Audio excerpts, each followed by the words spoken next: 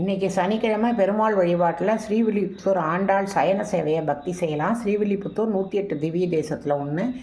பெரியாழ்வார் ஆண்டாள்னு 2 ஆழ்வார்களை கொடுத்த புண்ணிய பூமி. ஸ்ரீவில்லிபுத்தூருடைய ராஜகோபுரம் தான் ராஜலட்சுமியாக தமிழ்நாடு அரசில் இருக்குது. பெரியாழ்வார் கருடனின் அம்சம். ஸ்ரீவில்லிபுத்தூரில் மூலவர் பேர் வடபத்ரசாயி, உற்சவர் பேர் ரெங்கமன்னார்.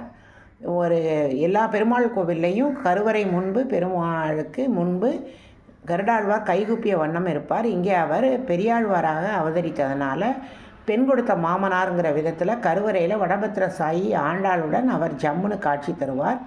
இந்த கோவிலில் திருஆடிப்புறத்து செகதுத்தாள் வாழியே, திருப்பாவை 30 செப்பினாள் வாழியே, பெரியாழ்வார் பெற்றெடுத்த பெண் பிள்ளை வாழியேன்னு சொல்கிற மாதிரி ஆடிப்பூரத்தன்னைக்கு ஆண்டாள் அவதரித்ததுனால இந்த ஊரில் 10 நாள் ஆடி திருவிழா நடைபெறும். அதில் இன்றைக்கி புகழ் வாய்ந்த சயன திருவிழாவில் ரெங்கமன்னார் ஆண்டாள் மடியில் தலை வச்சு ஜம்முன்னு படுத்திருப்பார். இந்த சயன கோலத்தை பார்ப்பது மிகுந்த சிறப்பு. இந்த சேவை இன்று நடைபெறுகிறது.